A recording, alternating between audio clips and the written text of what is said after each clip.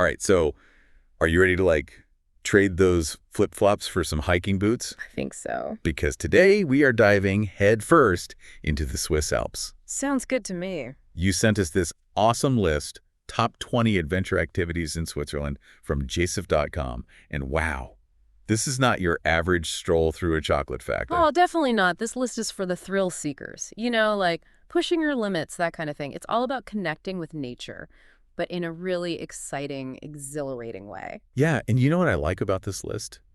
It kind of reminds us that Switzerland isn't all, charming villages and fancy watches. Right, there's a whole wild side. Yeah, it's like this country was made for adventure, like it's in their DNA. Absolutely, and I think it's that mix of dramatic geography. I mean, you've got the Alps right there. Breathtaking. Exactly. But then you've also got this long tradition of outdoor sports and adventure, and on top of that, incredible infrastructure. Oh yeah, they're organized.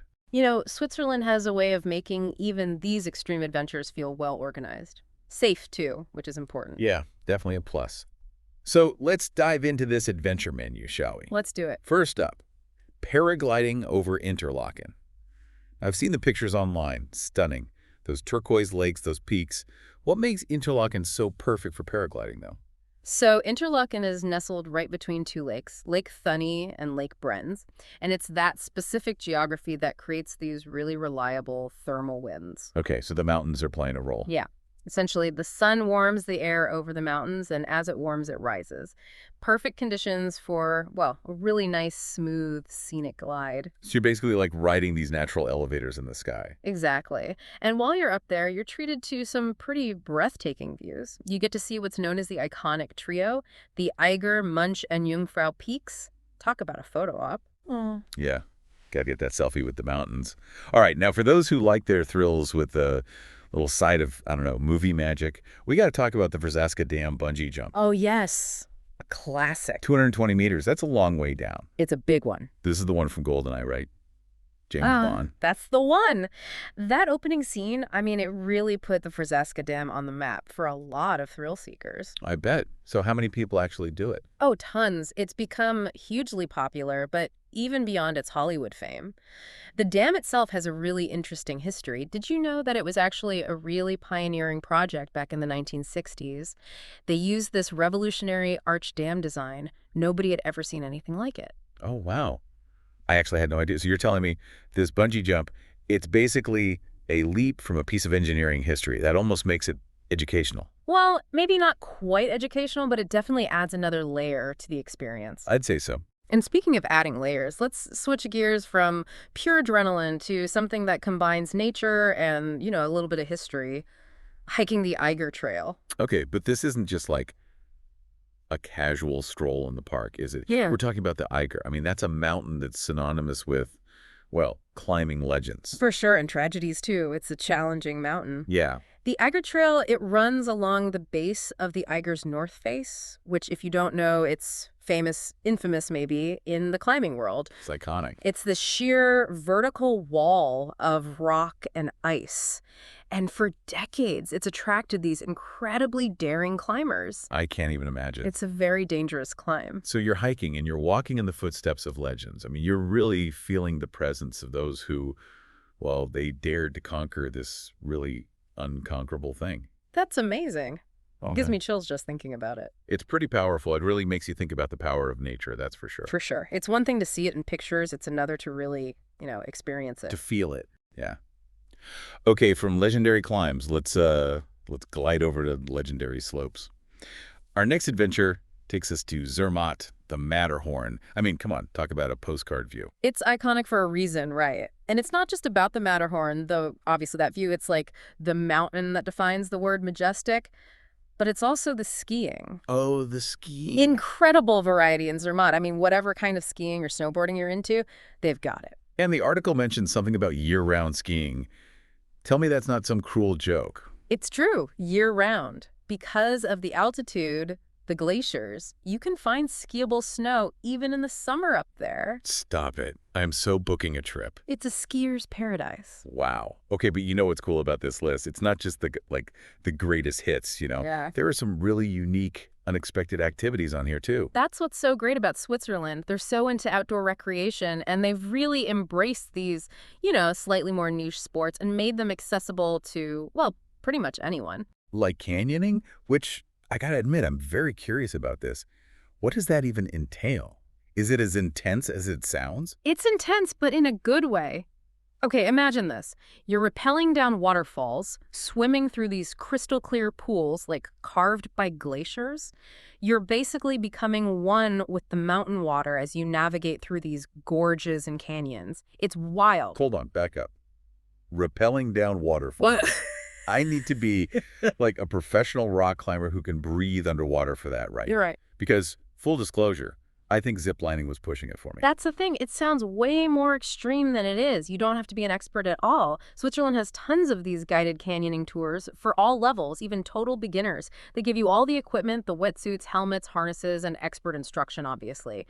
So all you have to do is, well, enjoy the experience. Okay, that makes me feel better. What about something a little drier, a little less vertical? All right, well, how about something a little off the beaten path? The article mentions ski touring in Andermatt. Ski touring.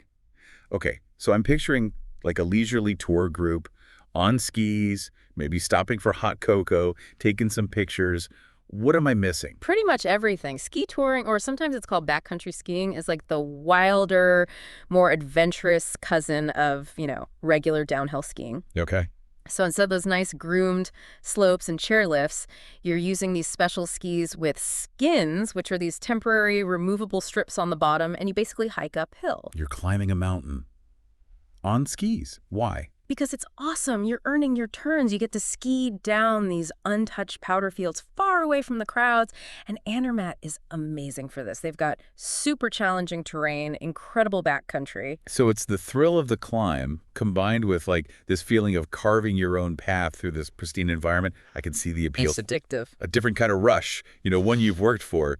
And it's just you in the mountain. Right. And the incredible views. Speaking of which, this next activity on our list promises some pretty spectacular views too, but from a very different vantage point.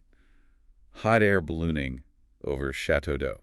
Now, I know Switzerland is famous for its scenery, but what makes this place so special for ballooning? It's actually all about the microclimate. Chateau d'Eau, it sits in a valley, right? And it's surrounded by the Alps. And so you get these really unique wind patterns, perfect for ballooning, really gentle, predictable winds. So you just kind of drift peacefully over vineyards and chalets and, of course, those stunning snow-capped peaks. So it sounds like less of an adrenaline rush and more about just, I don't know, soaking it all in. It's magical, very peaceful, and it's something that almost anyone can do. You don't need any special skills or anything, just a sense of adventure. I like it. All right, so we've soared through the skies, paragliding, hot air ballooning. We've taken the plunge with that epic bungee jump, explored history on the Eiger Trail, even tested our limits with canyoning and ski touring. Switzerland. It's an adventurer's paradise. But for our listener who's now ready to ditch the desk and book a trip, what are some must-knows when it comes to planning a Swiss adventure? Well, first off, Switzerland is known for its amazing public transportation. Oh, they do that well, right? Seriously efficient. Trains, buses, cable cars, you name it. It makes it so easy to get around, even to those, really remote mountain locations. That's good to know because I was picturing, hairpin turns on these narrow mountain roads. No, leave the driving to, someone else. Another great thing, they really cater to outdoor enthusiasts. You'll find guided tours, lessons for all levels. So you don't have to be a total expert. Not at all. And one last tip. Think about the time of year. Switzerland has very distinct seasons. So some activities, you can only do them at certain times, like skiing, obviously winter. But a lot of the hiking, those water activities, summer and early fall, are best. Good to know. Okay, we've covered so much ground today, from those iconic peaks to some of those more hidden gem activities. I got to ask, what on this list got you most excited? What would you book first? Honestly, it's that variety. Switzerland really does have something for everyone. You're craving those adrenaline-pumping thrills. They've got it. You want peaceful nature. They've got that too. Like choose your own adventure, but in real life. And the stories you'd come back with. The best souvenir, those moments where you're pushing your limits, you're surrounded by that beauty, those are memories that last. Well said. So to our listener out there who's already planning their Swiss adventure, I think this deep dive gave you a pretty good taste of what's possible. Definitely a good starting point, yeah. Hmm. And there are so many other adventures waiting to be had out there. Endless possibilities. So go ahead, embrace that adventurous spirit. Get out there, explore, and create your own Swiss adventure story. And when you get back, tell us all about it. Until then, happy travels.